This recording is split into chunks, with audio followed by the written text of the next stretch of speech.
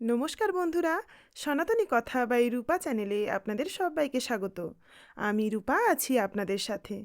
দেখতে দেখতে চলে এলো আরও নতুন একটি বছর, 1431। এই নববর্ষে বন্ধুদের জানাই অনেক অনেক শুভেচ্ছা, আর বড়দের জানাই প্রণাম। শ্রী শ্রী রামচন্দ্র হলেন ভগবান বিষ্ণুর সপ্তম অবতার। জানেন কি, ভগবান বিষ্ণু হঠাৎই কেন রামচন্দ্র রূপে এই পৃথিবীতে আবির্ভূত হয়েছিলেন? আজ আমি সেই পৌরাণিক কথাই আপনাদের সামনে উপস্থাপন করব। ত্রেতা যুগে লঙ্কার রাজা রাবণ ব্রহ্মার আরাধনা করে দেবতা, রাক্ষস, গন্ধর্ব ও যক্ষের কাছে অপরাজেয় হওয়ার আশীর্বাদ লাভ করে। সাধারণ মানুষকে তিনি নিছকই দুর্বল ভেবে গুরুত্বই দিতেন না। দিনে দিনে তার ঔদ্ধত্য ও অত্যাচারে অতিষ্ঠ হয়ে দেবতারা ভগবান বিষ্ণুর শরণাপন্ন হন। ভগবান বিষ্ণু দেবতাদের আশ্বাস দেন তিনি স্বয়ং মানব রূপে জন্ম নিয়ে অত্যাচারী রাবণের ভবলীলা সাঙ্গ করবেন।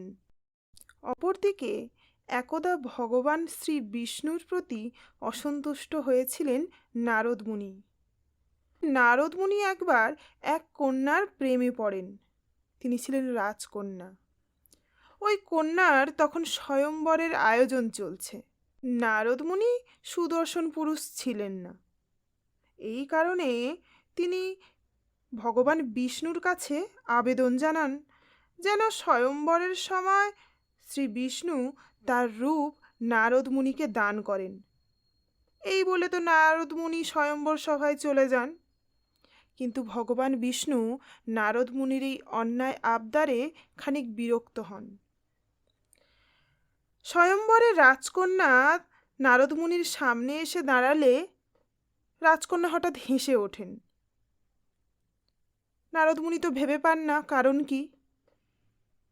পরে জানতে পারেন ভগবান বিষ্ণু আসলে নারদের মুখের জায়গায় নিজের মুখ না বসিয়ে এক বানরের মুখ দিয়েছেন। নারদ মুনি এটা জানতে পেরে অপমানিত বোধ করেন এবং রাগে ভগবান বিষ্ণুকে অভিশাপ দেন যে যেভাবে নিজের প্রেমকে না পেয়ে নারদ মুনি ব্যথিত হয়েছেন, ঠিক সেইভাবে একদিন নিজের প্রেমকে হারিয়ে দুঃখে কাতর হয়ে যাবেন ভগবান শ্রী বিষ্ণু স্বয়ং। উদ্দেশ্যে এবং নারদ মুনির অভিশাপের ফলস্বরূপ ত্রেতা যুগে অযোধ্যার সূর্যবংশীয় রাজা দশরথের প্রথম স্ত্রী কৌশল্যার গর্ভ থেকে জন্ম নেন ভগবান শ্রী বিষ্ণুর সপ্তম অবতার স্বয়ং শ্রী শ্রী রামচন্দ্র। প্রাপ্তবয়সে নারদের অভিশাপ অনুযায়ী তাকে সহধর্মিণী সীতার বিরহে ব্যথিত হতে হয় এবং সীতা উদ্ধারের কারণ দেখিয়ে ভগবান বিষ্ণু রামচন্দ্র রূপে ক্ষমতার অহংকারে উদ্ধত রাবণকে হত্যা করেন। ত্রিভুবনকে রাবণের অত্যাচারের হাত থেকে রক্ষা করে দেবতাদের কাছে দেওয়া কথার মান রাখেন তিনি। অর্থাৎ রাবণবধ এবং নারদ মুনির অভিশাপের ফলপ্রাপ্তি, এই দুই উদ্দেশ্যে ভগবান স্বয়ং শ্রী রামচন্দ্র রূপে আবির্ভূত হন এই ধরাধামে। আমার এই উপস্থাপনা যদি আপনাদের ভালো লেগে থাকে তাহলে অবশ্যই লাইক করুন আর কমেন্ট করতে ভুলবেন না কিন্তু। এছাড়াও আপনাদের জন্য রয়েছে এক বিশেষ ঘোষণা। পয়লা বৈশাখ থেকে প্রতিদিন রাত 9টায় আপনাদের জন্য আসবে একটি করে প্রশ্ন উত্তরের শর্ট ভিডিও। থাকবে 4টি করে অপশান। উত্তর দেওয়ার জন্য পাবেন 5 সেকেন্ড করে সময়। এরপর আমি উত্তরটি বলে দেব আর তার সাথে দেব কিছু অতিরিক্ত তথ্য। আশা করব এই প্রশ্ন উত্তরের সিরিজটাকে আপনারা উপভোগ করবেন।